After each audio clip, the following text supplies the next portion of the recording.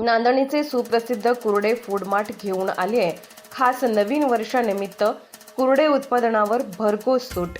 1 जानेवारी ते 26 जानेवारी पर्यंत खास 20% सूट। मिल्क प्रोडक्ट्स, बेकरी प्रोडक्ट्स, नमकीन, स्वीट्स, केक, फास्ट फूड व नाश्ता आणखीन भरपूर काही। तर वाट कसली पाहताय? एक वेळ अवश्य भेट द्या। आमचा पत्ता हॉटेल नटराज शेजारी, Kolhapur road, Jaysingpur road, ND Patil petrol पंपासमोर, नांदणी। Mobile number 72 63 89 99 97, 72 63 89 99 98।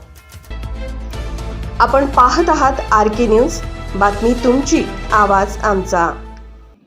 धाराशिव शहरामध्ये मागील 3 दिवसांपासून श्री तुळजाभवानी कृषी महोत्सव 2024 सुरू असून आज 4थ्या दिवशी जिल्ह्यातील कृषी क्षेत्रामध्ये नाविन्यपूर्ण काम करणाऱ्या शेतकऱ्यांचा जिल्हा पोलीस अधीक्षक श्री अतुल कुलकर्णी, जिल्हा अधीक्षक कृषी अधिकारी श्री रवींद्र माने, श्रीमती वर्षा मरवाळीकर, समन्वयक कृषी विज्ञान केंद्र तुळजापूर, बँक ऑफ महाराष्ट्र व्यवस्थापक व कृषी विभागाचे अधिकारी यांच्या हस्ते सपत्नीक सत्कार करण्यात आला। यामध्ये जिल्ह्यातील पुढील शेतकऱ्यांचा समावेश होता।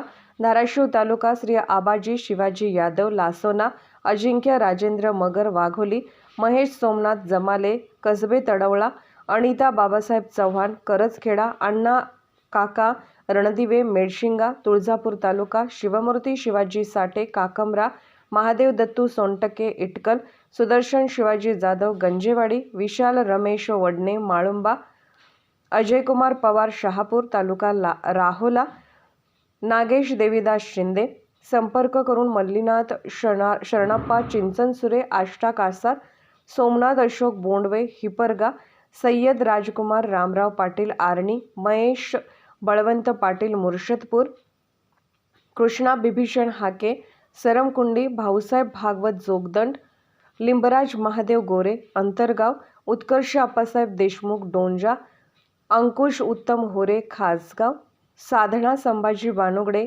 वाकडी, अंकुश जगन्नाथ नाळे खानापूर, किरण दादासाहेब गवारे जवळा। कार्यक्रमाच्या सुरुवातीस कृषी विज्ञान केंद्र तुळजापूर येथील कार्यक्रम समन्वयक श्रीमती वर्षा मरवाळीकर यांनी उपस्थित शेतकऱ्यांना कृषी क्षेत्रामध्ये महिलांचा वाढता सहभाग आणि कृषी विज्ञान केंद्र यांच्या मार्फत राबवण्यात येत असलेले उपक्रम याबद्दल माहिती दिली।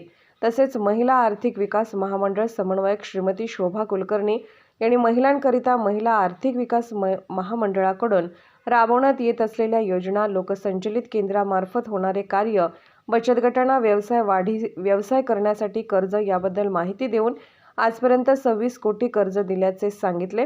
राष्ट्रीयकृत व खाजगी बँकांमार्फत मोठ्या प्रमाणात कर्जाची उपलब्धता बचत गटांना होत असल्याचे सांगून सध्या कृषी महोत्सवामध्ये 25 स्टॉल असून यामध्ये खाद्यपदार्थ, वस्तू यांचा समावेश असून 5 ते 7 हजार झालेले उत्पन्न झालेले आहे। महिला आर्थिक विकास महामंडळामार्फत राबवण्यात येत असलेल्या विविध योजनांचा लाभ महिलांनी घ्यावा असे आवाहन यावेळी करण्यात आले।